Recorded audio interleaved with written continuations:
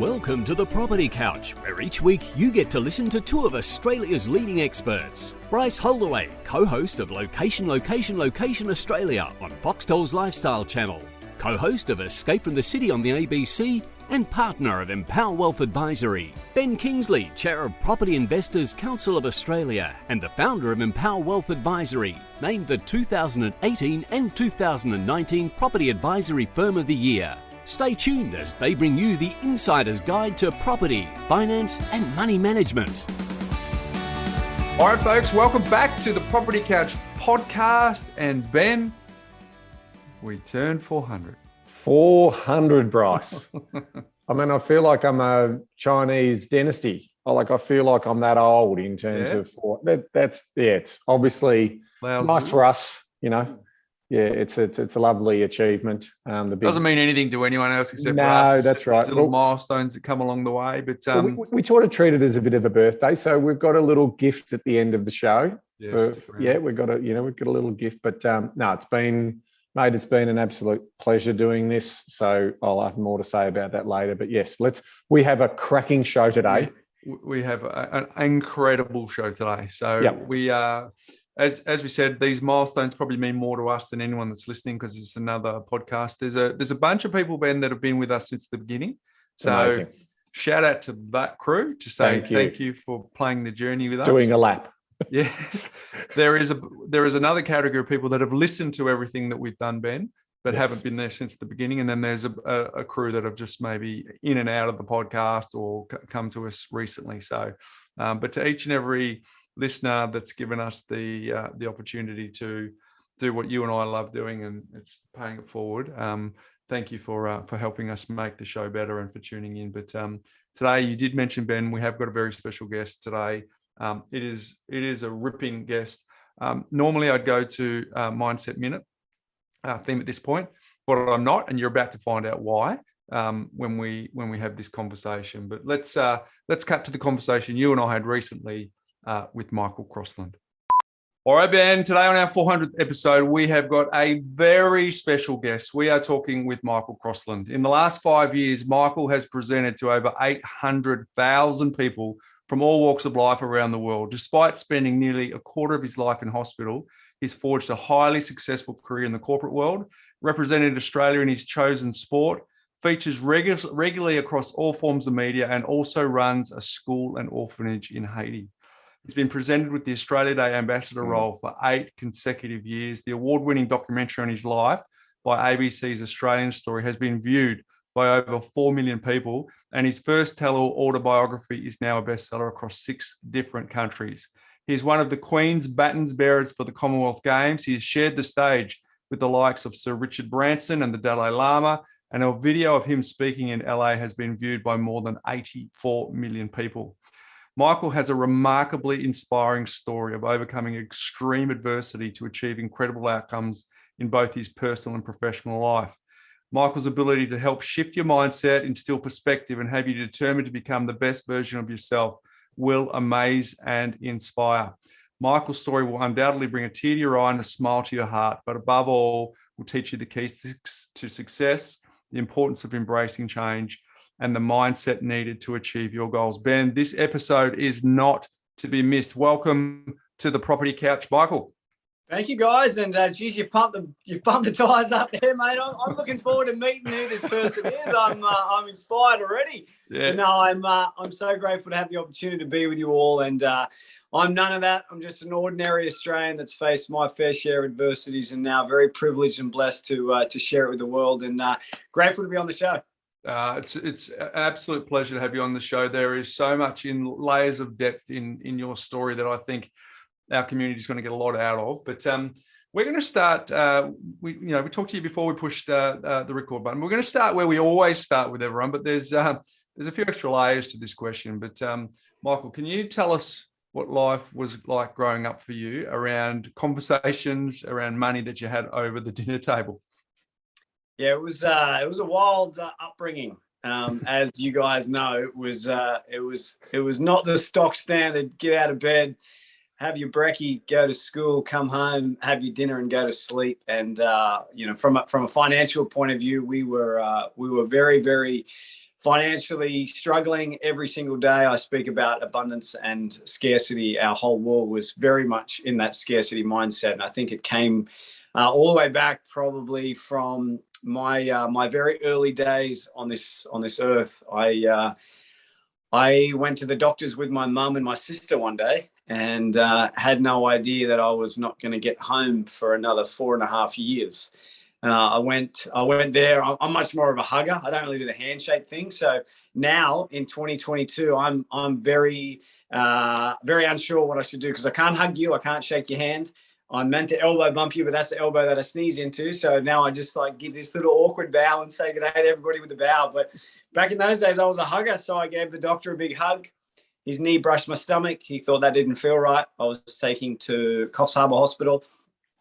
That night I was airlifted to Sydney Hospital, and the following morning I was diagnosed with an aggressive stage 4 cancer called neuroblastoma of the central nervous system. The doctor said there was no chance of survival to take your little boy home and allow him to live the next few months with his family, because there's nothing that we can do. But like everybody listening, like everybody on the planet, we all have choices. And my mum chose to ask one very simple yet one life-saving and life-changing question. And that was, I don't want to know what the chances are of my son dying. I just want to know what the chances are of my son surviving. And back in those days, they always looked at the glass being half empty as opposed to half full. But my mum always looked at my life the opposite. They said that I had a 96% death rate to go home to not put me through that sort of pain. And my mum chose to look at my life being 4% full. I started chemo on my first birthday. My chemo cycle was 9 days on, 3 days off, 9 days on, 3 days off, not for weeks, not for months, but for years. Between each treatment, if my white cells were high enough, we were allowed to get the train home 9.5 hours from the Camperdown Children's Hospital back to Coffs Harbour. I'd get here for about a day and a half, and then we get the midnight train back from Coffs back down to Sydney, get there about 9:30, and then chemo would start at 10 a.m. And I was on that same cycle until one day a doctor came in and said to my mum, we're sorry, the treatment's no longer doing the job. The tumour has built a resistance. It's taken over half of your son's body. The tumour is now growing up into his aorta. It's crushing his spine. It's wrapped around his heart. We need to go into surgery. I went into surgery, and 6 hours later, the doctors came out and said to my mum that they were terribly sorry, but they didn't get it all, and there was nothing that they could do. And mum tells me that that was the first day that she truly thought that she'd lost her little boy. But the next day, there was an American doctor. He was trying an experimental drug on 25 terminally ill patients around the world. He had 24 candidates, and he asked my family whether I wanted to be number 25. And I truly believe that outside of love, hope is one of the most powerful words in the English dictionary. And that's exactly what it done. It gave us hope. And we said yes. We had to sign a waiver. So regardless of the outcome of the drug, we weren't allowed to sue the company. And we started the drug with 24 other families. And within one day, we were all transferred from the oncology ward to the burns unit. The after effects of that drug were so bad that we were completely covered from head to toe in blisters. What they would do is they would wrap us up in bandages, and they would lie us in baths full of ice, trying to prevent our brains from frying. But a long story short, unfortunately, within 90 days, 24 out of 25 of us that were on that drug had sadly passed away. And, you know, I say to people all around the world that I'm one of the lucky ones, but I never say I'm one of the lucky ones because I'm still alive. I say I'm one of the lucky ones because I wasn't my mum. I didn't have to make the choice to inject a drug into a child that's killed every single person ever taken it. I didn't need to go to death counseling once a week for 2 hours to deal with what was going to happen to a little boy. And, you know, I've learned of very recent times it is far easier lying in the bed than standing next to it. And she stood there with so much courage and so much resilience and so much strength to not give up on a little boy. And she burnt me for 18 months, hoping and praying that one day she was going to be allowed to take me home. Until one day they took her outside the curtains. I don't know why I don't know why they take people outside the curtains to tell them the bad news. Like, the curtains aren't soundproof, right? We can hear everything that goes on out there. But they take her outside. They say, your son, he's never going to school. He'll never play sport. He'll be a housebound baby. If he reaches his teenage years, it'll be a miracle. Mum come through the curtains, and I made out I didn't hear what the doctor said. I said, what did the doctor say? She said, oh, the doctors told me that everything's going to be okay. You know, my mum carried the fear and the burden of her son dying because she wanted me to lead a normal life. And she let me go to school. She let me play sport. She let me be a normal kid. And, you know, I had a big dream when I was growing up. And she actually asked me when I was a little boy, what's your big dream? I said, not only do I want to be normal, but one day I want to play baseball in America. And she's like, oh, you know, like baseball, where did that dream come from? And every hospital I've ever been to, the cleaners want to mop the floor at 4 a.m. I don't know why they clean the floor at 4 a.m. But back in those days, I'd wake up when they bash your bed, and I'd turn the TV on, and the only channel we had was ABC. And 4 a.m. ABC, Major League Baseball was on, and that's where the big dream began. I want to play baseball in America. And boys, all my male friends, I always used to say back in those days, lucky you didn't have SBS. It would have been amazing what your dreams might have wanted to become. At 4 a.m. But that was the dream. And then, you know, fast forward, yes, there was a lot of challenges along the way. Yes, my time at school was horrific. I was different. I got picked on every day, but, you know, I learned a lot of valuable lessons through great hardship and great darkness that can be a discovery moment into what we really want to be able to do in life. And I had my first heart attack when I was 12 from the side effects of the drug. They said I'd never play sport again. Mum come through the curtains. I said, what did the doctor say? She said, oh, the doctors told me that everything was going to be okay. At 14 and a half, I was lucky enough to make the under-16 Australian Expos baseball team. I flew to America. I got a chance to achieve my dreams. Played over there when I was 15, 16, 17. And when I was 17, I was lucky enough to sign a full-ride scholarship to live in America and play baseball. We were playing in front of 20,000 people. The biggest crowd I'd ever played in front of here was 20 people. So 20,000 was amazing.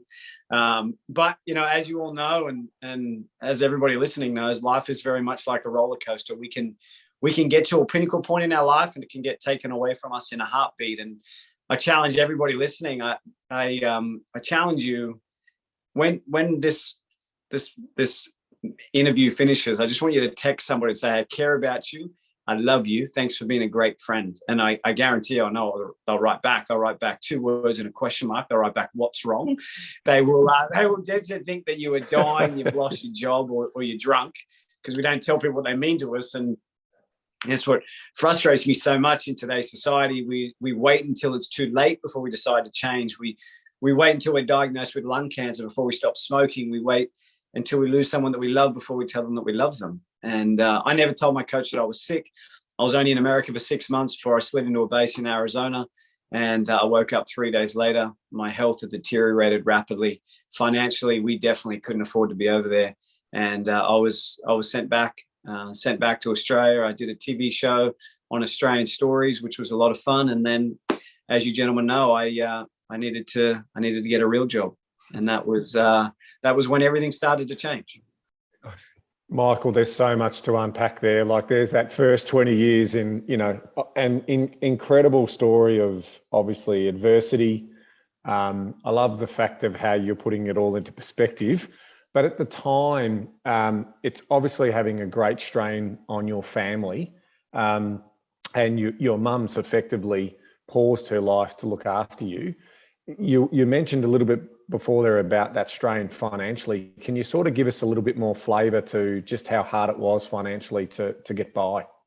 Yeah, I said earlier, you know, the whole scarcity and abundance mindset. My family, we did it really, really tough, and you know, it's interesting now because I carried that burden for a long time subconsciously. I had no idea that I was carrying it. And I would give and give and give and give to my sisters and my family because I was in a financial position to do so. And then I realized that, you know, if you continually lift your child up every time they learn to walk, they will never learn to walk. And I realized that I was the enabler. You know, I became the enabler of bad behavior and bad habits. But back in those days, to your question, you know, we never had takeout. We never had nice clothes. We never had jewelry. You know, I learnt to drive in our only car, which was a 1987 Mitsubishi L300 van. And when we went for our P plates, the car wouldn't start because I had to do a hill start. And so we pulled in and stopped, and then it wouldn't start. And the bloke's like, oh, no, I'll ring the office. I was like, mate, don't worry about it. It happens all the time. And I reverse roll started it and it kicked over. And he's like, mate, just head straight back to the RTA. You've got your license. Don't worry about it. You can do that. You can drive. You know, but even like at school, you know, I love that saying, your value does not decrease based on one's inability to see your worth. You know, we often have this self-value based around the materialistic possessions that we gain. And my first pair of Billabong shorts I was in year 12, and they were an old pair of Lowe's shorts, and my mum took the logo off and stuck on an old Billabong logo from my dad's old surfing shirt with orange fluoro thread. So they were like the worst Thailand knockoffs you've ever seen in your life, right? But that was where we were at in those days. And you know, I think that because of that, it drove me to an extreme another level. Like I wanted to create a life that I never could imagine, and I wanted to experience financial freedom and comfort like I never thought I could. And, you know, one thing that I didn't realize at the time had so much of an impact. But when I was in year 10, I was asked by a mate of mine to do work experience with him at the Ritz Carlton Hotel in Double Bay. We were just good mates, and that's the only reason why I went down there. I didn't even have my license, but I was fortunate enough to be parking really nice cars, which was a lot of fun. But I got home and my mum said to me, and I still remember it, she said, how was your time down there? And I said, you know, it was amazing. It was a lot of fun. But I realized when I was there, I don't want to open doors for other people. I want to be a person that has my door opened. And I had no idea how much that cemented into my subconscious mind of wanting to create a life that allowed me to stay in places like that where other people open my door as opposed to me being the door opener. So it was, and obviously that's in a physical sense, not a metaphorical sense, because now I am passionate about opening doors for everybody, both physically and financially and emotionally. But well, it took you a bit to learn that, didn't it? Because the story that you've told me also about, so you finish up your baseball career, you get back to Australia, you stabilize your health, and you start on your commercial journey and you find your way into a bank. Yeah. And so tell us that story, because that's also quite pertinent to the overall journey that you've been on. I think that there's a lot of people, and I'm sure both of you would agree, there's a lot of people in the world that have a plan A and a plan B. They get 80% of the way down plan A and they think, you know what, plan B, the grass looks greener. I'll just quit on what I'm doing and I'll dive into plan B. I'm a guy that does 110% at plan A, and when I fail at plan A, I strive to come up with another plan A. And so my plan A was to play baseball in America. When that finished and it sort of ended very abruptly, I needed to come up with another plan A. And I got a job, as you mentioned, in what some people say is a very boring industry. I got a job in banking, and they gave me a really cool title. I was given the title of a greeter because I'd greet you. So you could come in and I would pretty much have the same answer to any question. You could say, I want a home loan, a personal loan, a credit card, where's the nearest toilets? My always response was, just make way of the tellers. They'll be able to help you out. Hope you have a great day. Like, that was the extent of my banking. I knew nothing, right? So did you practice that line, or did it come naturally? Very naturally. But I remember it was like maybe the first weekend, the CEO came in. He says, Mike, let's have a chat. And I sat down with him and he said, where do you see yourself in 5 years' time? And my mum always taught me, shoot for the moon, and if you miss, you'll end up in the stars.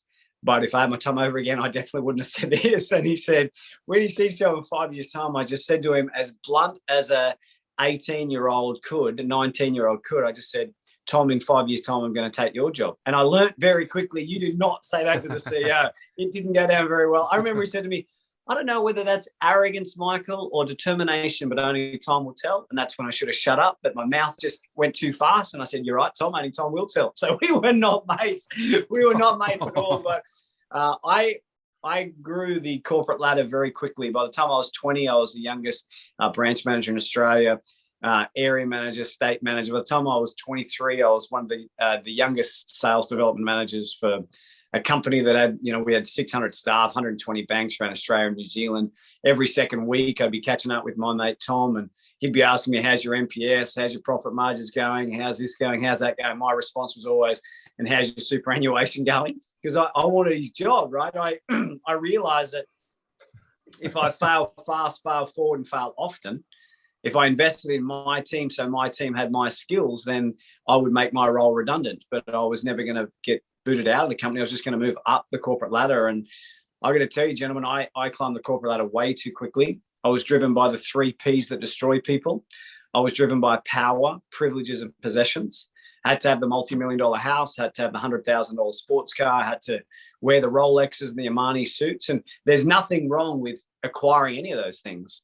But if that's your key driver, if that's your why, if that's what makes you get out of bed is just to create wealth in making you look better than what you really are, then there's a whole underlying self-value missing. And that was, for me, a really important moment for me to identify. And, I remember one day I was driving in the city in George Street, and I had my sports car with the roof off and the window down and the music blaring. And I drove past these 2 backpackers, and they had their life possessions on their back. And I thought they were looking at me going, wow, he is successful. But now I realized they were looking at me going, wow, he is a wanker. Because that. I was going to say banker with a W. Yeah, yeah, exactly.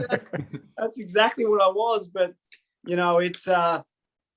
it took me to hit, as you know, it took me to hit rock bottom in 2008, 2009, 2010 for me to really wake up to myself and realize what was important.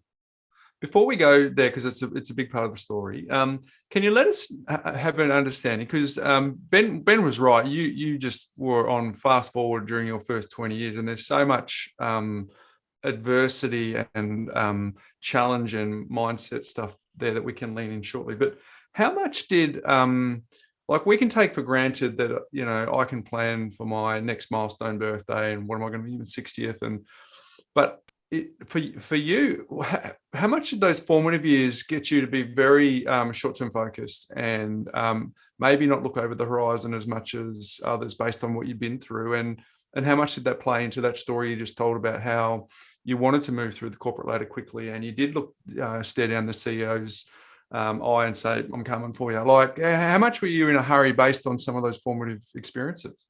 Never stopping to reflect on that question before in my life. It's a wonderful question because I haven't ever really given it much thought, but now I think about it, it was undeniably a critical component of what and why I behaved and acted and performed the way I did because, still today, my tomorrows aren't guaranteed. As I showed you before I went on, I've got all these Holter monitors on today to try and see what's going on with my heart. So for me, every single day, every moment, every challenge, every opportunity is a bonus, a privilege, and a blessing to get through. And I really believe that we need to embrace the coolness of the shadows to enjoy the warmth of the sunshine. And what has empowered me to lead a life that I have now lived is the fact that I haven't taken my days for granted. And one thing that I learned only a few years ago is this great saying, your head needs to where your body's at. Too often we're so fearful of what might be tomorrow. We're so regretful of what could have been yesterday. We forget to focus on what is right now. And I think in that moment, in those days, I was very fearful of what tomorrow was going to bring. So I needed to create this freedom and this financial freedom so I could support those that I loved the most, knowing that when my time was up, I felt as though I'd given them a piece of financial freedom, I guess you could say. So I guess, to your question, it was a significant underlying theme that I was probably not aware of. Totally makes sense, right? It totally makes sense. But so then you get to you're going through. You've said to the CEO, keep the seat warm, but be ready to move. I'm coming for you. You knock off these milestones along the way. Youngest person to hit some of these leadership positions, and then you mentioned the GFC came along. Tell us what happened next. So in 2007, my mum and dad, they fell into the 80% category of parents that have children with cancer who separate.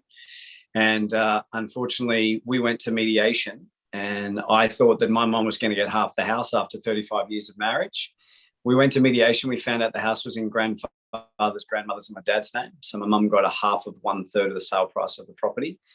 That wasn't enough to buy her a house. So what I thought I would do, I had so much debt in Sydney, trying to make myself look bigger than what I really was. I thought that I will invest all of her money, and the great return that I get from that investment was going to eventually be able to put a beautiful roof over her head. And, as mentioned, I did that about 6 weeks before the GFC hit, and lost it all. We had $11,000 frozen, and, I can say comfortably that it was because of my ego and arrogance back in those days that nearly took my mum's life. In 2009, I had so much debt in Sydney trying to make myself look bigger than what I really was. I couldn't take care of my mum. I had to put her in a caravan park. I became ashamed of the man who I had become, and my world changed dramatically. 2009, I got bacterial meningitis, got fluid on the brain, and then in 2010, I had Bell's palsy down the right-hand side of my body. I had to learn to walk again, had to learn to talk again, and I don't normally share this, but it was a time in my life where I'd emotionally given up. I didn't want to fight anymore. My wife would come in every night and she would say, "I love you," and I say in the morning, and I'd wait for her to leave, and I would say, "I love you," and goodbye, because every night I just pray to God that I'd go to sleep and not wake up. I thought to myself, how many times does one man need to get kicked before you give me a chance to lead a normal life? But I think that having the great privilege and blessing of getting through rock bottom, I've now begun to realize that it is the foundation that is laid through darkness that allows you to build who you want to become. And, I realize there are two greatest days in one's life, and that is the day you were born and the day you discover why you were born. And for me, I had the privilege of discovering why I was born in the darkest place I'd been. Which was? I think I discovered the reason why I was put on this earth was to get up out of bed every single day and make a difference in just one person's life. I need to discover and identify the two greatest things in my world. And that was, I needed to master the gift of giving, and I needed to master what success was. And now I understand success is about getting out of bed every single day and knowing in my heart that I can make a difference in somebody else's life. And the second thing about giving, I always thought the saying was, the more you give, the more you shall receive. But now I realize that saying should be, the more you give expecting nothing in return, the more you shall receive. And it's not about the materialistic possessions that we give, but it's about the passion and the purpose and why we give it that truly determine the outcome of our giving. And that's why I love that saying, we should give without remembering and receive without forgetting. And that's when ultimately my whole world changed. I understood, discovered, mastered it, and went out into the world and did some things that I'm very, very proud of. What was, and rightly so, and we'll get to those in a sec. So what was the catalyst? So that, the darkest hour is just before the dawn, right? So what was, when you were in the darkest hour, because I'm thinking about someone who's listening to this who can relate to that. They are in their darkest hour, and we want them to hang until the dawn. What was it? The book, the person, the video, the whatever it was? What was it that sparked you to keep moving forward? I think the best way I can describe it, or the metaphor, was that I was in the bottom of a well, and I was paddling to keep my head above water, and there was a ladder right there, and I had those 5 people, where the average of the 5 people we spend most of our time with. So I've got my 5 there yelling at me into the well, just saying, "Hey, just grab the ladder and climb out. It's easy." But I discovered that they have never walked in my shoes, and I've never walked in theirs. They've never felt my true pain, and I've never felt theirs. So that moment when I gave up into that moment and surrendered and stopped paddling. And when I stopped paddling, I began to discover the water was only this deep. I realized this whole time I was just trying to stay alive, and I was trying to fight, and I was trying to make everybody love me and like me and be impressed by me and prove to other people my self-worth and my self-value just by trying to keep my head above water. And then when I stopped caring about what other people thought of me and started to care about me, I realized that I could reach the bottom of the well. And that's when I discovered in that moment what was truly important in my life. And that's when my whole world changed forever. And you start building on that story, don't you, Michael, in terms of you've got a baseline now, you know the depth of the water, you're in control of the depth of the water. So in theory, even climbing the ladder wasn't relevant. You could literally walk out of there by raising yourself up through that story. When you started to get some of the reciprocity that you get from helping others and sharing this view of abundance, how did that make you feel in terms of, you know, as you're starting to get those little bite-sized pieces of helping one person a day and then doing more of the work that you're doing? And, you know, in your case, your message is being heard by tens of thousands of people every year, hundreds of thousands of people even. How does that sort of resonate for you now in terms of, you know, that story arc for yourself? Yeah, I think that it's, you know, one, it's an amazing blessing and an incredible privilege, but also a remarkable responsibility as well. There are some days where I don't want to get out of bed. And there are many days where I physically can't get out of bed, but I am so eternally grateful for the privilege and the blessing to be able to get up and to be able to serve other people and to be able to, hopefully in my own little way, be able to make someone's life a little better. And it has become a drug. It has become addictive. It has, you know, the dopamine and the serotonin hits are critical. And, you know, the other week I was having a really down day and I was thinking, how can I induce that chemical? How can I get some of that goodness that I so need today? And I remember just writing a note and I just let it flow. And it was something like, just so you know, you're loved, you're beautiful, and regardless of the challenges you're facing, the world needs you. And I put $100 in it and put it in a little envelope. And I was like, now what am I going to do with it? And then I just had it in the car all day driving around. And then I was getting some petrol and I saw this lady and she just looked like the world was just caving in around her. And I gave her the card and I drove away and I felt like $1 million. You know, I felt like the nicest person on the planet, and it made me feel incredible. And then she somehow knew who I was, and she gets online and sends me this beautiful message and told me this amazing story about all the challenges she's facing. And, you know, I realized that we don't need to be rich or help. You know, we don't need to give away $100 or $1,000 or a house or a car or anything. We just need to have this burning desire in our hearts to want to make a difference. You know, I went out one day, I remember mowing my neighbour's lawn. I just went out and mowed her lawns, and she came over and she knocked on my door and she's like, "Did you mow my lawns?" And I still don't know to this day why I lied. And I just said, "No, I didn't mow your lawns." So 2 weeks later, I come home, she was mowing the neighbour's lawn. She thought the neighbour had mowed her lawns. And that afternoon, that neighbour, Jessica, she came over and knocked on my door and asked me whether I mowed her lawns. And I wanted to say yes, because if I told her that I mowed her lawns, she'd mow my lawns. I didn't even mow her lawns. 6 weeks later, somebody had mowed my bloody lawns. That was 10 years ago. People are still mowing each other's lawns 10 years later. I don't mow anybody's lawn anymore, yet every now and then my lawns get done. So it's just amazing when you just plant this seed of, or this desire to serve other people. It's just amazing how your life can change. And then obviously my world changed a lot when I went overseas, and I'm sure that we're going to get into that and unpack it. We will. There's one thing that you said too. There's two types of people. Those who use their adversity, pain, suffering to act as justification why they fail. You call them a passenger. And then those who use the exact same circumstances for motivation to succeed, you call them a pilot. What do you think is the intrinsic difference between, to use your analogy, the passenger versus the pilot? What's the one or two things that you think is the difference for people with exactly the same circumstances doing two different paths?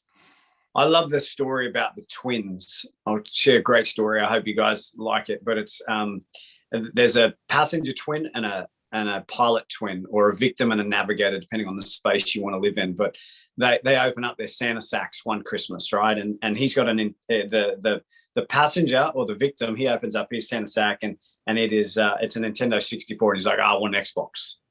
And now the pilot, he opens up his Santa sack, excuse my language, but it's full of horse shit. It's full of poo. And he starts digging in and just crap's going everywhere. And his dad says, "What are you doing, son?" He looks up, he goes, "Dad, there's got to be a pony in here somewhere." Like, that is just the difference in a vision or an outlook, right? Now they grow up. The passenger, he's an alcoholic. The pilot, he is an athlete. They interview these guys and they say to the passenger, "Why are you an alcoholic?" He says, "I'm an alcoholic because I watched my dad growing up." They interview the pilot, who's an athlete. They said, "Why are you an athlete?" He goes, "I'm an athlete and I don't drink." because I watched my dad growing up. Yeah. Yeah. You know, my dad, he taught me how not to be a dad. He taught me how not to be a husband, and I'm a better man because of the challenges that we all went through and the lessons that he taught me. You know, we strive to admire traits in others that we want to implement in our lives, but sometimes we need to acknowledge the traits of others to not implement.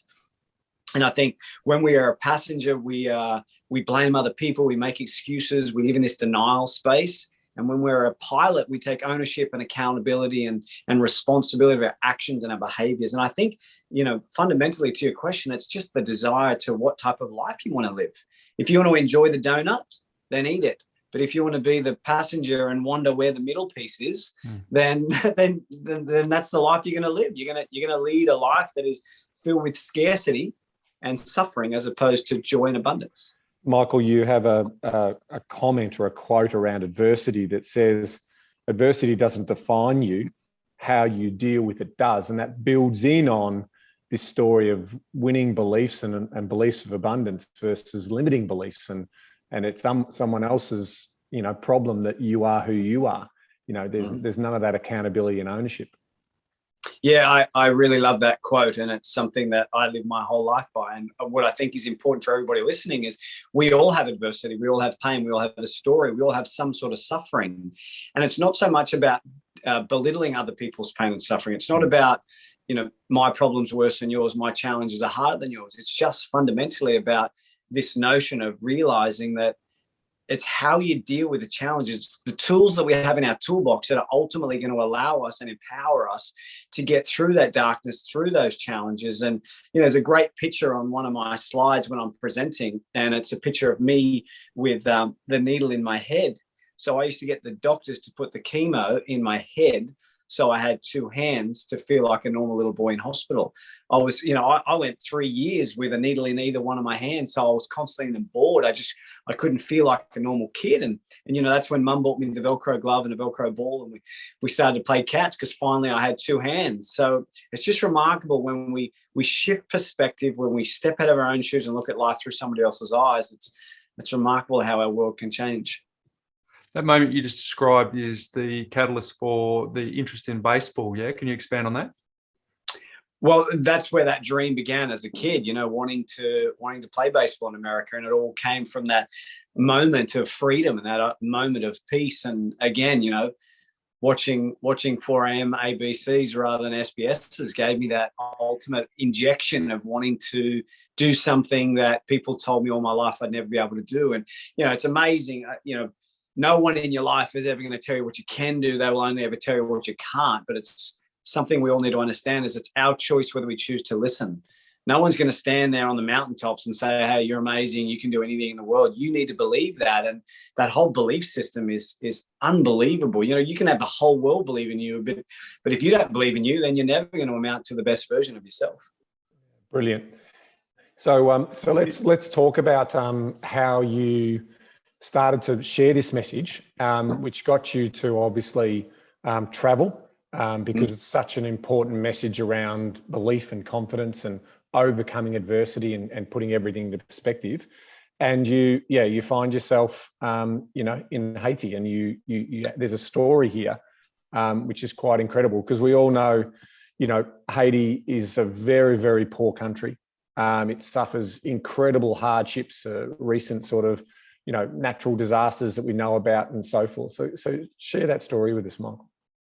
Interesting why we went to Haiti is because I thought my mate said Tahiti, but then I realized he actually said to Haiti. So he must have been slurring his words that day. But I was pumped to go to Tahiti because I thought we were going to take our boards. It was going to be incredible, and then realized what was happening. But I aligned when I transitioned out of the banks. I had this dream and goal to make a global impact. I didn't want to do the corporate thing anymore. I just wanted to serve and strive to make the world a bit better place. And that's when I aligned myself with a heap of charities. And then we realized that you were donating $50 to provide drinking water to a boy or girl in Africa, and $45 was getting chewed up in administration costs, and $5 was going to the kids. So friends of ours and I started this charity called Frontier Projects, where every cent gets sent. We're less than 1% of charities in the world where we donate all the dollars to the cause. And we went to Haiti. We went over there after the earthquake hit, killed 316,000 people, left millions and millions of people homeless. And we rebuilt a school for 120 little kids in a remote village called Bouvier, about a 10-hour trek up the mountain. And we discovered many of these kids were walking 3 hours of a morning and 3 hours of an afternoon to get an education. And my nephew, he won't get the school bus if it's raining. It's about 25 steps from his front door. Yet these kids are doing 6 hours a day. So now we have 270 kids at our school. We have 10 full-time teachers, a principal, a counselor. And what was amazing is we went over there because we wanted to do something for people that would never be able to return the favor. And I had no idea what I was about to walk into as we were leaving. I went into this small little village. Inside the village was an orphanage. And I met this one little boy, and I had no idea my world was about to change forever. I said to him, "What's the best part about living here in the orphanage?" He said, "Oh, the best part is I get a bowl of rice guaranteed every second day." He said, "After the earthquake hit, killed my mum, dad, and both my brothers, I lived on the streets for 4 months, and the only food I would get would be out of garbage bins." And I love that saying, some people do anything to have your bad day, you know. Yeah. So I said to him, "If that's the best thing, what's the worst thing?" He says, "Oh, the worst thing is of a nighttime, because of a nighttime where I sleep, I have a little tarp over my bed, and when it rains, I get soaking wet because it leaks." He said, "It doesn't really matter whether it rains or not. I still get soaking wet because I share a bed with 2 little boys, and both of them still pee their pants." So I buckled. My wife and I have been told we'd never be able to have kids. So we came back to Australia, and we raised a whole heap of money. We went back there and we rebuilt the orphanage from the ground up. We got 44 children that we get to look after 365 days a year. Every single one of them gets 3 meals a day, a roof over their head. And that little boy, fast forward to 2022, he's graduated high school. He got a full ride scholarship to Brazil to study engineering. And he's just finished his 3rd year of studies, and he's fallen into the Golden Keys category, which means he is one of the smartest kids, or the top 10% of university students from around the world. He's one of the smartest kids on the planet. And, you know, I ask myself, like that whole passenger pilot question, you know, what's my excuse? Why can't I do more than what I'm currently doing? And why can't I overcome the challenges that I'm currently experiencing, and this anxiety and this fear of going out into the normal world again, and being in front of a big crowd as opposed to behind a camera? You know, it's remarkable. And as I said, I went over there to make a difference in somebody else's life who'd never be able to return the favor, but they've changed my life forever. I will never be able to give to them what they've given to me. I'll never be able to teach them what they've taught me. And I know I'm a better man, not because of what I've done for them, but, you know, truly for what they have done for me. And that was when things were really starting to happen. 2016, you know, work started to go crazy. I toured with the Dalai Lama. I got some work with Branson, did some stuff on TV, had a gig in America. Financially, we were really cruising along. I was finally in a position to be able to give back to my mum. And in 2016, I had the greatest privilege that a son could ever have, and that was to be able to buy my mum a beautiful new home, put a pink ribbon on the door, you know, give her the keys. The mortgage, not a fan. Don't really like the payments that come out of my account every week, but what I am a big fan of is the joy and the happiness that I get to see in her eyes every time I go and visit her. And, you know, I realize it is far greater to give than to receive. But as some of you may know the story, 4 weeks after that special day, my world changed again, when I got so busy creating a life, I forgot to protect the one that I had. And I was meant to go and get tests every 6 months. And it had been 18 months. My wife convinced me to go in and get some tests done. And I had some tests, and 3 days later, they called me up, said, "You need to come in." And as you all know, there's only 2 reasons why the doctor asks you to come in. One is they want the $89 consultation fee. And 2 is there's some bad news. And my doctor, he bulk billed. So it was option 2. He sat me down, and I remember this day like it was yesterday. He looked at me square in the eyes and he said, "We're terribly sorry, Michael, but we found 4 more tumors in your throat. And your tomorrows aren't guaranteed." And I remember saying back to him, that's one thing that we all have in common, because no one's guaranteed tomorrow. I remember getting in the car and I was driving home, and my mum called, and she said to me, "What did the doctor say?" And 20 years after the day I got a chance to return that favor, and I told her that, the doctors told me that everything was going to be okay. And I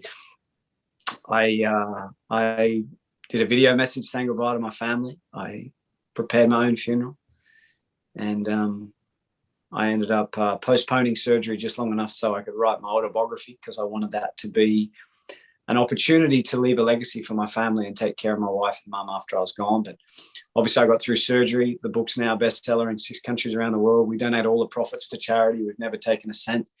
And I had surgery, and they removed 3 out of the 4 tumors. Unfortunately, the 4th tumor is around my vocal cord, and there's nothing they can do about it. But one thing that I've realized is the quality of one's life is not dictated, nor is it determined by the amount of days we live on this earth. It's about what we fit into those days that allows us to live a remarkable life. And, I really feel like I'm living. I'm not existing. In 2019, I was on 187 flights. I spoke in 22 countries around the world. Yes, 2020 and 21 was different. I was in lockdown and isolation for 9 months in 2020 and 6 months for 2021. But, I'm so privileged to still be here to live my life and do absolutely everything I can to serve and make a difference in other people's lives. Yeah, which clearly you are. I mean, can you, when you receive that news that you just described there, that is a knockout punch to anyone, but it's on the back of a bunch of, I guess, terrible news related events you'd experienced in the past. How did you draw the resilience that was required to, clearly you said there was some preparation, so there was some dark days, but clearly you went through it. So for the benefit of everyone listening to this, what were some of the resources, what were some of the things that you leaned on in that moment to get through? Yeah, I think for me, it was very much about, you can tell me what you want to tell me. You can say what you want to say, but you're not God. You're not in control of my future, my destiny. And it's about how I cope effectively with the challenges that are being thrown at me. I think that physically we are, we face great challenges, all of us. But if I can get my mental state of mind where it needs to be, it's amazing what we can control. Our limits have, our physical body has limits, but our mind does not. So for me to be able to control my mind through those challenges was going to empower me to stay present and not have that fear, false evidence appearing real. I couldn't allow that fear to consume me, the fear of dying, the fear of sickness, the fear of pain, the fear of failure, the fear of suffering. I couldn't allow that to happen. And the way it was going to happen is if I didn't stay present, if I was constantly worried about tomorrow, as opposed to focusing in on right now. So the things that I did through those times is I made sure I moved, shared, and helped. They were the 3 things that really helped me. I needed to move consistently. So I needed to do some sort of activity, some sort of movement to get me going, ride a bike, do something. The second thing I needed to do is I needed to share. So I needed to make sure that I got my head clear. And the way I did that was I made sure I spoke to a counselor regularly. I realized that it is not a sign of weakness, but it's rather a sign of strength when we put a hand up. And the last thing is I needed to help. So when I was having flat days, when I was feeling sorry for myself, I made sure that I found somebody that I could help and make them feel better about themselves, whether it was paying for fuel, whether it was pushing somebody's trolley back, whether it was sending a nice message, whether it was, giving someone a card, a rand, anything to be able to make them feel good. And so that was for me to make my heart feel good and to get my mind as clear as I could. And then the next 3 steps for me that were really critical through that component, and even more so in a little bit later in my life when I had what I feel is, the hardest challenge of my world. It was for me, the 3 things were activate, meditate, and appreciate. Again, I needed to exercise. I needed to stay fit and healthy, keep sharp. The second thing I need to do is I needed to meditate. I realized, we have 80,000 thoughts a day and 70% of them are negative. Through meditation, we have the ability to slow those thoughts down and really take back control. I remember the Dalai Lama was interviewed one day and they said, what does meditation give you? And he says, oh, no, meditation doesn't give me anything. It's what meditation takes away from me that's remarkable. That's good. It takes away fear. takes away worry, it takes away regret. And so that was huge for me. And then the last one was appreciate, and that was, you know, gratitude journals, gratitude texts. You know, I have a heap of people now that I text every morning, and they text me their 3 things that they're grateful for. And maybe that's something that you take away from today's session is, you know, text somebody and say, hey, these are the 3 things that really I'm grateful for every single day. And it's like, you know, it's when you buy a new car, you seem to see that car everywhere. It's just like gratitude. I think when you start to have gratitude at the forefront of your mind, it gives you that ability to just zone in. And for me, they were the 3 things, or the 6 things, I guess you could say, that really helped me stay mentally and emotionally sharp. Because I've seen so many people, they've been battling an illness for years and years and years without them even knowing. And then as soon as the doctor tells them what's wrong, they die within 90 days. It's because they allow their mind to quit. I wanted to make sure that my mind didn't quit. Michael, it's a unbelievable story. And I think you've already acknowledged too, though, you still potentially have down days, right? And you're still battling, you still got the tumor still on your vocal cord there. So you're living with that. Obviously, when we met, as you were telling us, you know, when we've opened up, I met you at a recent conference. Again, the mask has to stay on. You've got to be very protective of your health as part of that story. What, you know, like, as you're sort of framing out your life and you're starting to, you know, you've obviously stared death in the face multiple times. You're still looking for, you know, extra things. You're still looking to make your life completely whole as part of that story. Now, with all of that treatment, not being able to have kids, that obviously is a terrible situation. How did you sort of deal with that?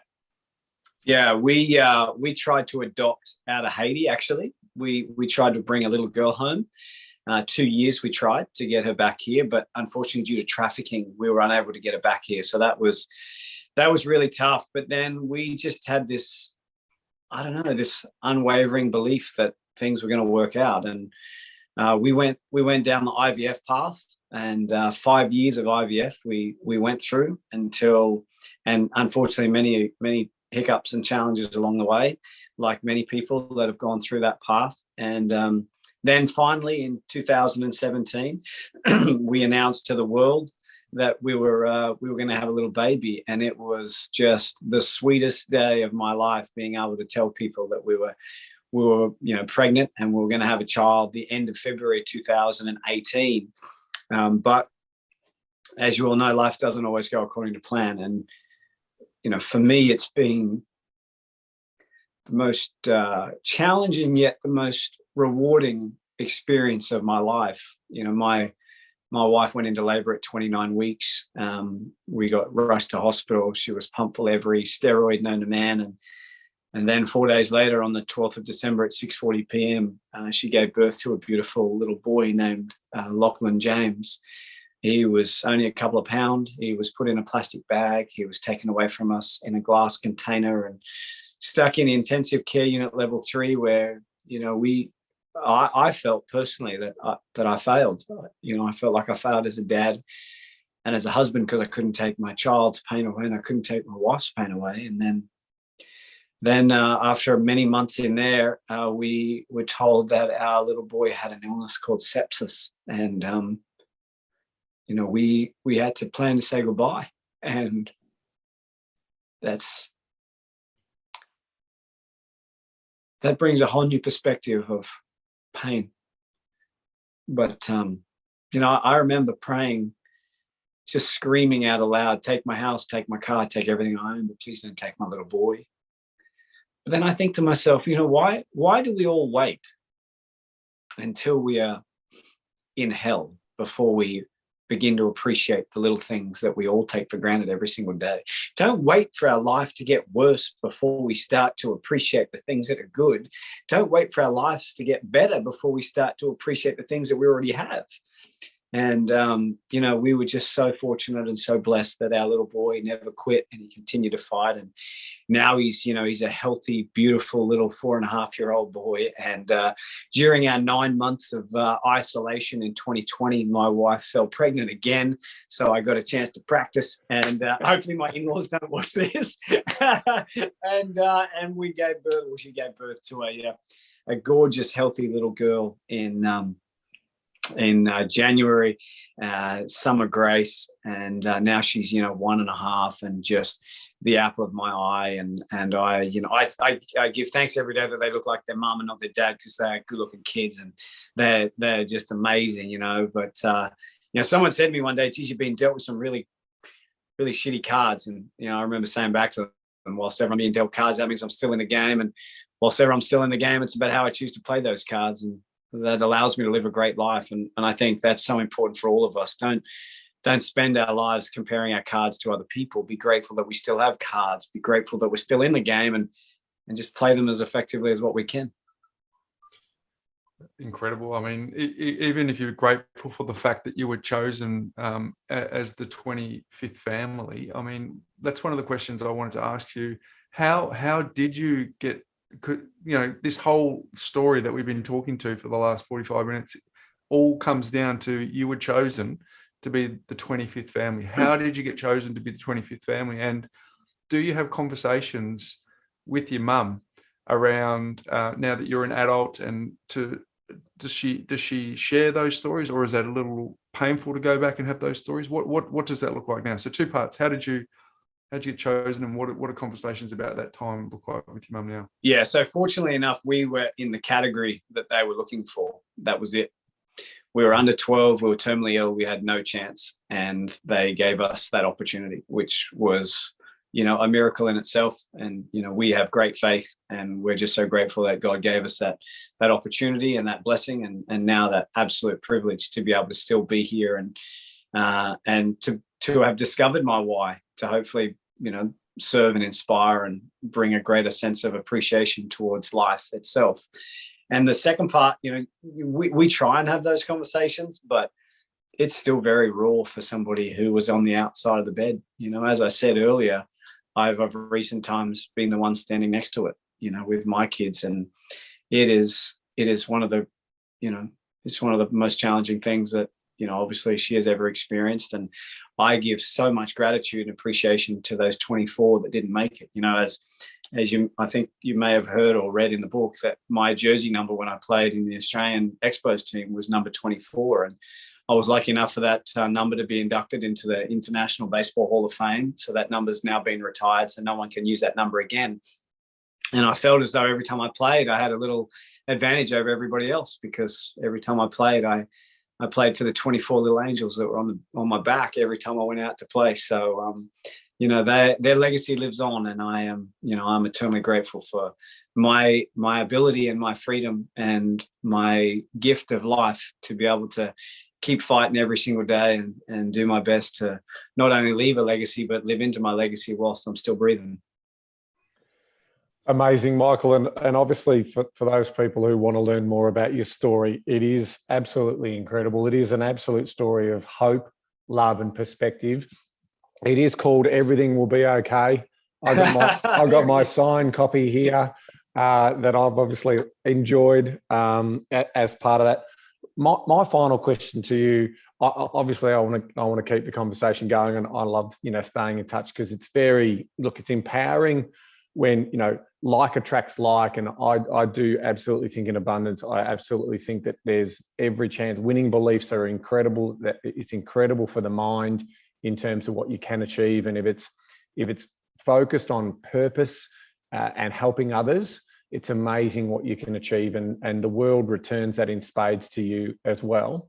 So what's next for you? I'm probably just curious as to, is there anything further that you're building? Obviously there's the foundation that you've got going, but tell us what the next sort of 6 to 12 months looks like for you in terms of your planning. Yeah, my career, speaking anyway, has really exploded again, because everyone's back opening up, which I'm immensely grateful for. And so my travel is pretty intense. I'm definitely trying to balance that with my beautiful family, because my priority is my kids. I make sure that my children never see me on the phone. I never send a Facebook message or an email or a text message when they're there. I remember seeing a photo of a father who was playing on his phone, and the caption was, "I wish I was daddy's phone. I'd finally get some attention." So I make sure that I'm truly present because they are my absolute world and my number one priority. We're doing a lot of work in Haiti still via, obviously, satellite. We've discovered that out of the 44 children that live in the orphanage, more than half of them have parents that are still alive. Either A, they didn't realize their parents were still alive, or B, their parents gave them up because they couldn't afford them, and that's why they were in the orphanage. So we've been able to get 20 of the children back living with their families, which has been an amazing ride. Unfortunately, many of the parents were unemployed. They lived below the poverty line, so we couldn't give the kids back, which made the parents feel like they had failed as adults and people, which was really tough to deal with emotionally. So we've started up a micro business. We've got 4 pillars: clothing manufacturing, jewelry making, English speaking, and construction. So we basically teach the parents how to start their own businesses. Then they go out and they are self-sustainable, self-sufficient. We do some little renos on their properties to make sure that they're safe. And we send care packages once a week to make sure that the kids are getting fed, and we still pay for their education. And all of that is done, or a large majority of that is done off the sales of my book, which is obviously something I'm incredibly proud of. And we've got sponsors involved. We do have a respite center that my wife and I built in 2016 when I was diagnosed, because it didn't look like things were going to go all that well. So we borrowed some money and wanted to leave something very special. So we give that away to sick kids and their families, which again is something that I'm incredibly proud of. And try and do a little bit of stuff with the Indigenous community here. I'm still the national ambassador for many different cancer charities, which obviously makes my heart feel good. And, you know, at the end of the day, my goal is to just be the best dad I can be, the best husband, best friend I can be. And for a long time, you know, you asked earlier about, you know, being present and not being fearful and all those sort of things.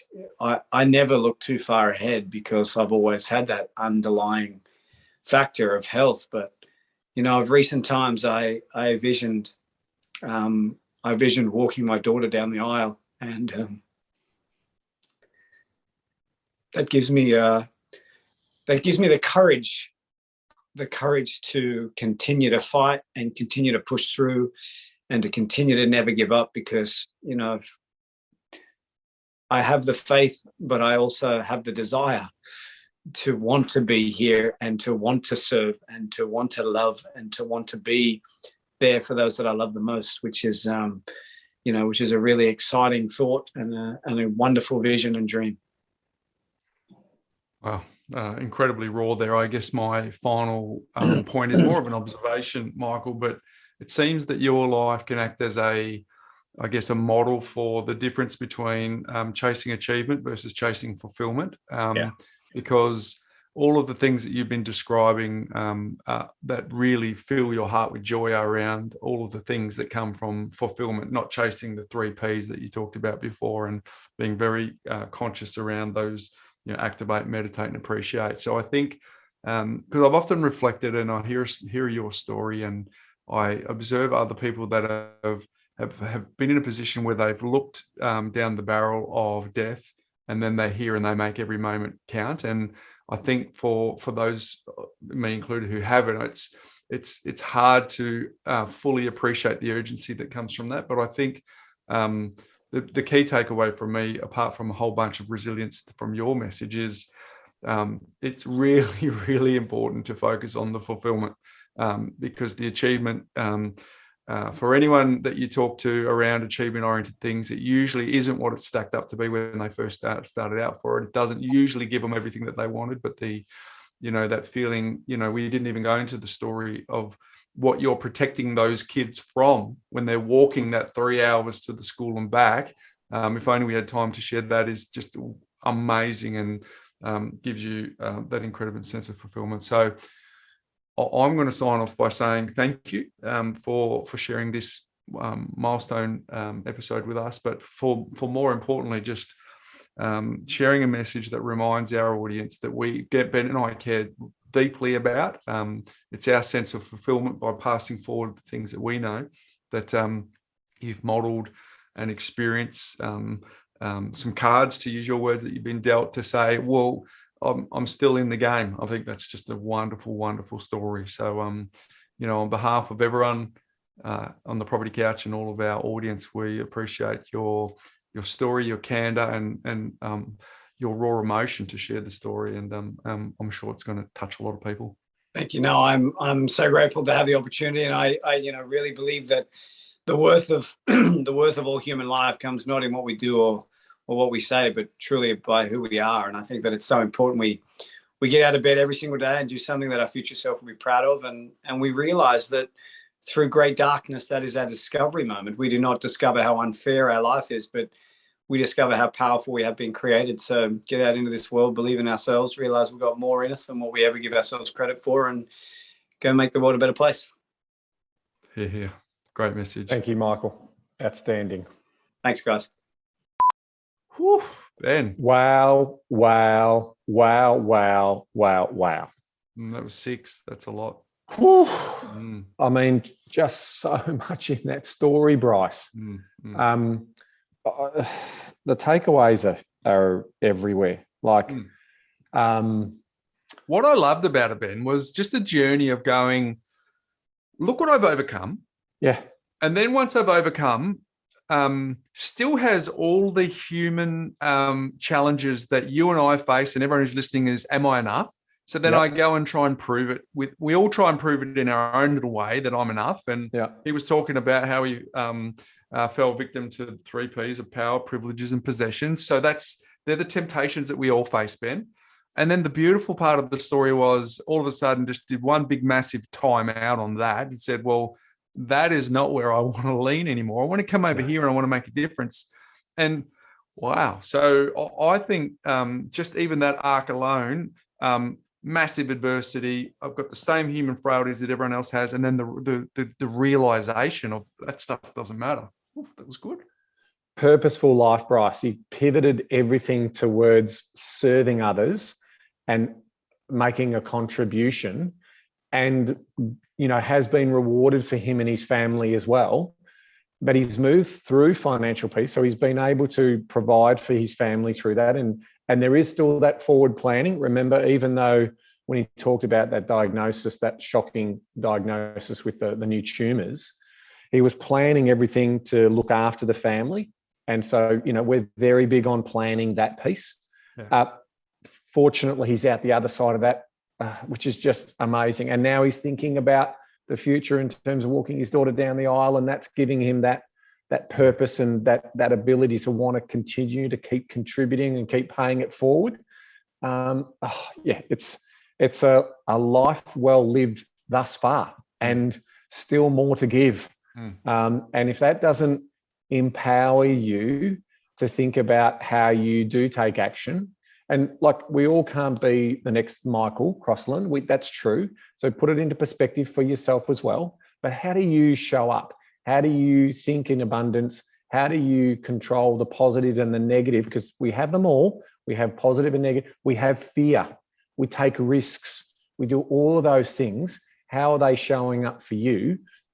Because as Michael said, it's, your best or your worst day is still nowhere near as bad as some of what humanity gets to face. We've got wars going on, we've got poverty, we've got destruction, we've got corruption, we've got all of these things, and this is your chance to make a difference and take that positive winning belief mindset into everything you do, because when you do,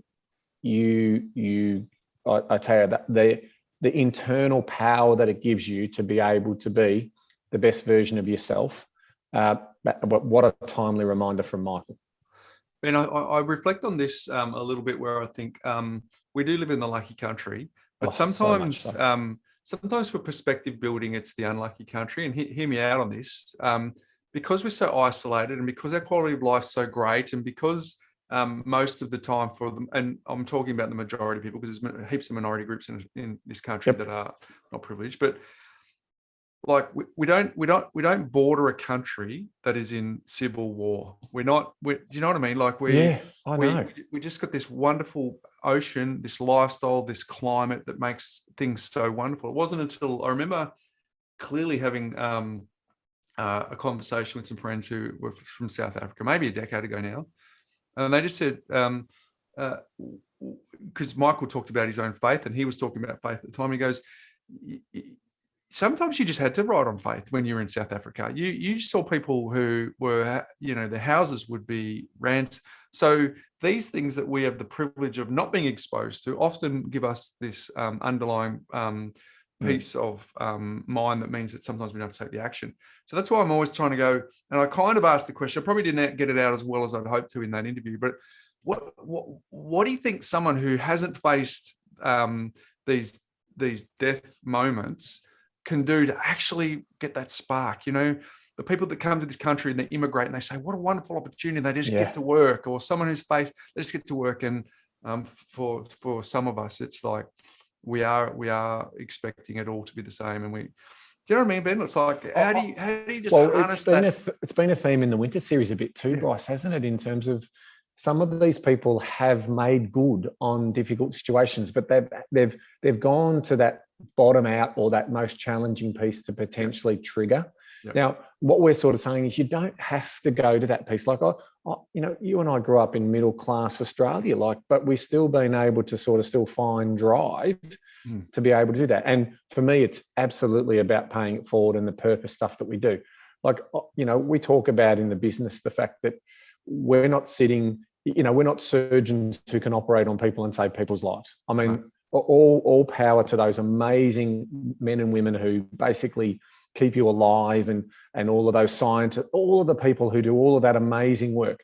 So the contribution that we can make for others is helping them organize their money. It's not very good, like when you put it into perspective, right? But all we do is help people organize their money and then put a pathway forward to take action, and then hopefully build enough wealth that you can substitute your exertion income so you can live and make that contribution to you and your family. It's the pathway to fulfillment, isn't it, Ben? We want to create a pathway to fulfillment. And you want to be able to look back on your life in the next 10, 20 or 30 years and say, okay, that was a good life. And I didn't just take, I gave as much as I took, where the world is in equilibrium in terms of being able to do that. And those who we talk about who are more fortunate, where, for whatever they do, they've got a gift of sharing and a gift of helping others to a higher degree, they move into contribution stage. And I think, the more people that we see get into contribution stage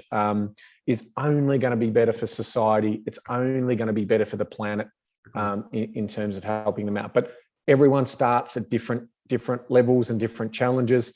Everyone's glass is half empty and half full in certain elements of their life, whether it be their health, their relationships, or whatever that is. So you just got to keep working at it. And you just, it doesn't come easy, but it's not up to anybody else to make that difference. You are in control of that. Ultimately, the buck starts and stops with you in terms of the actions that you take and the belief systems that you hold. Because if you can put all that into, the right shape and you get those right people around you supporting you, you'll be unstoppable. Well said, Ben. So if you're wondering where the context of having Michael on a property finance and money management podcast, the answer is really simple. We think that money is simple, behavior is hard. So all of the conversation that we've just had for the last hour or so was largely around taking potential, overcoming adversity, and giving yourself an opportunity to get some form of fulfillment for whatever that is for yourself, which we've obviously demonstrated through the winter series leading up to this. But there is definitely a place for what we've talked about today in the context of planning to become what you plan to become, and hopefully getting rid of some mooring lines that may be holding you back, Ben, for taking action. Because at the end of the day, what we've been talking about for the last 400 episodes is a maths challenge. The maths says that if you build assets and you hold them for long enough, you get what you want. It's the mindset that gets in the way that derails people. So hopefully that's been of use. All right, brilliant. So my life hack today, Ben, is 400 episodes. What's a life hack that I could talk about? One of the biggest gifts that we were given through words from one of our listeners was that you guys are the Netflix for property investors. Ooh, you're the Netflix for property investors. I'm thinking, well, that's pretty good. So how does someone catch up on, say, what if they've only come into our world at episode 393, Ben, right? So how do you actually catch up on the back catalogue? Because the way it's been designed is, we say it at the end of every episode, the first 20 are foundational. They will serve you to understand all of the other episodes that go forward. So I've got a podcast, couple of podcasts that are not property related, so the title's not important, but there's some foundational stuff. So what I did in that is I made sure I listened to the latest one, and then I went back to the beginning, and then I caught up sort of in a bookended way. So I make sure I'm always up to date and relevant on the new ones, but I caught up. So that's my my life hack after 400 episodes, Ben, is I think there is enormous benefit from you going back and listening to our back catalogue. So what I would say is do it in two parts. One, binge from the start at the pace that you can afford to invest in it at 1.5 speed. We've said that a few times along the journey, but just go, I will listen to one episode a week, which is our most recent one. And then I will binge from the beginning in chronological order, as many as I can in those cursory moments, Ben, driving in the car, mopping the floor, waiting for your takeaway to be delivered, whatever it takes, just to binge those early. And then what will happen is eventually you'll meet in the middle. Yeah. I'll probably be more towards the longer tail, Ben, towards the end. But then you will have caught up, because it's a body of work that we're proud of, and it's a body of work that allows people to build a foundation that says that it's the science of achievement, but it's the art of fulfillment. And it's that art of fulfillment which really drives us to keep doing what we're doing. And Ben, do we dare say it before on our way to episode 800? Are we going to be around? Oh, I don't know.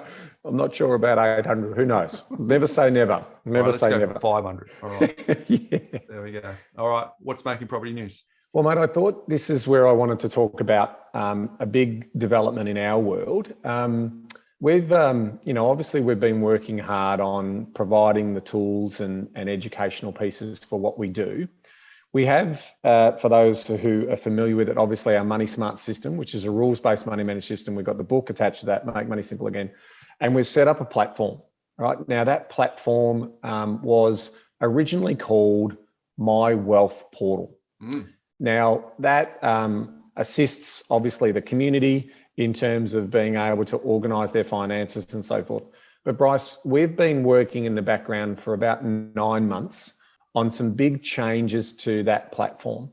And what we're announcing today is that we have, renamed the platform, because we're also, starting to think bigger than just the wealth story. This is about lifestyle by design. It's about making sure we are organising our money. Yes, building wealth is an important part of that, but also we're a property platform as well. So what's going to be happening is we've got this brand new strategy around being able to build this free platform that everyone can use. And we've renamed it, Bryce, and it's now called Moorr, which is MOORR.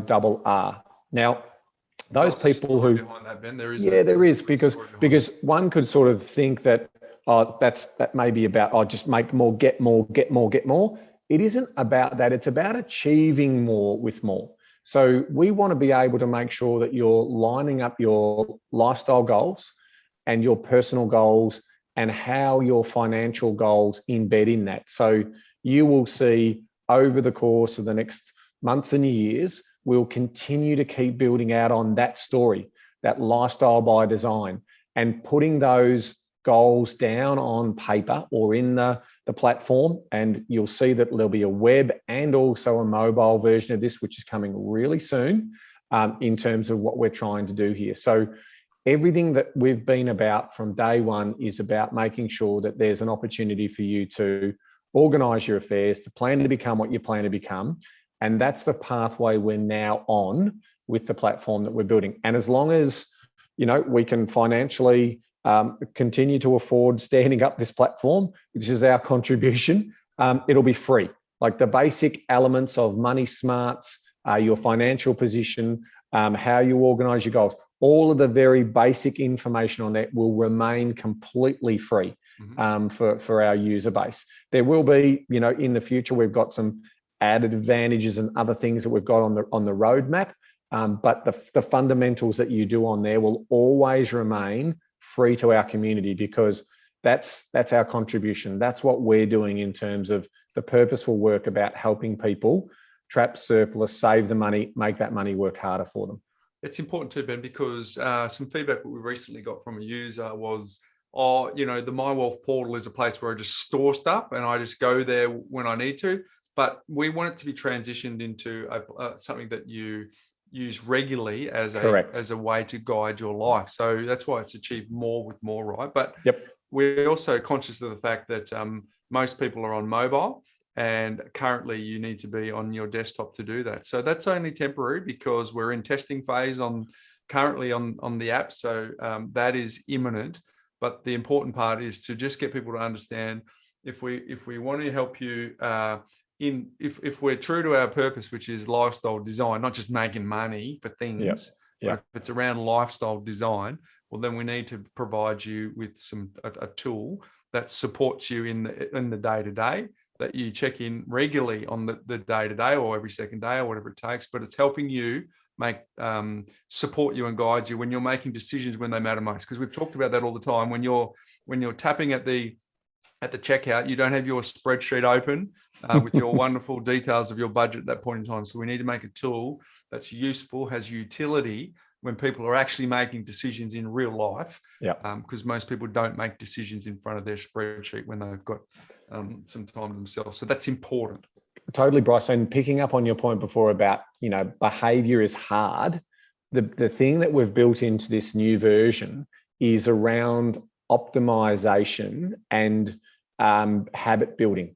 So there will be there's a smart assistant built into this new platform that will continually keep evolving, but it is like going to be an internal coach that can help you in terms of making those notifications, those prompts to take action, areas that you may be able to improve as well. And so that's coming back to, it's not a static thing where I just park information. It is going to evolve into the essential tool that you can use to run your household, including document storage, encrypted, safe storage of your information. So one central home of all of that information is our vision in terms of what we're trying to build out here for obviously our community. Our Empower clients also have the benefit of using the platform as well. So it's I'm really proud of the work that our team are doing on it. We've got some exciting sort of products and tools that we want to build into it. If you haven't checked it out, you can do there. There's money quiz in there, which is interesting in terms of scoring yourself about how good a money manager you are to start with. You've got, your money fit, you've got money stretch, which also can give you some forward calculations on cash flow. And of course, Money Smarts is built in there. And we're going to be doing a lot more when it comes to property data and how to manage your property portfolio in there as well. So stay tuned. It is going to continue to evolve into a must-have platform for all things property finance and money management. So what does that mean for an existing user? When you log in, you'll see the new color scheme and you'll see the new logo brand. For those of you that aren't existing users, we recommend you go and have a look and get yourself prepared for what is coming. So Ben, what's the URL that people should go to check it out if they haven't checked it out before? Yeah, so first time around, just go to moorr.com.au. That's moorr.com.au. And then once you log in for the first time, it'll be mymoorr.com.au. It'll be the login page going forward. There you go, folks. So, wow, 400. Thank you again to Michael Crossland for his very, very generous time. Ben, it's fair to say that we had to reschedule twice because of our end, and he was so incredibly gracious about that. So thank you for that. And of course, and buy his book, contribute to his foundation, do what you can. That's paying it forward. I'm certainly going to be doing that in terms of, because it's just such great work that they do. Details will be in the show notes. Will be on our socials, michaelcrossland.com.au. You can go and check it out there.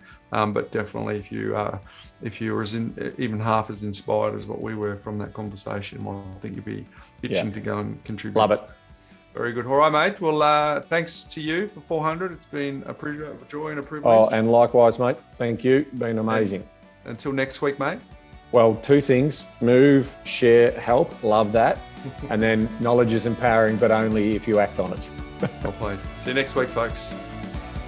Hey guys, Bryce here again. Just want to catch you before you go and let you know, if you're new to our community, there are a lot of episodes to catch up on, but it's really important that you start from the very beginning at episode number 1. Because episode 1 through to 20 share all of the foundational pillars and frameworks that you need to know to get the best out of listening to this podcast. So I'd recommend that you start there, and the little tip is to maybe start on 1.5 speed. Now, for those of you that are time poor and don't have time to go back from the beginning, don't worry, we've got you covered as well, because we've created a binge guide that goes through all of the details and makes it easy for you to read and get up to speed very, very quickly. So if you go to thepropertycouch.com.au/fast track, you will be able to download that binge guide and you will be up to speed in no time. And whilst you're there, I've got a few extra goodies for you, because we have our top 5 frameworks that you'll learn on this podcast, as well as the Make Money Simple Again ebook, which will help you with the foundations of basic money management, so you'll have everything you need to succeed in building your own lifestyle design and getting the best out of this podcast. Now, just a reminder that anything that we cover on this podcast is not considered financial advice. We certainly recommend that you get your unique circumstances looked at by your individual advisor, and everything we talk about is just general in nature. But folks, I want to encourage you again to go to thepropertycouch.com.au/fast track, and you can go and get all those goodies and catch up right away.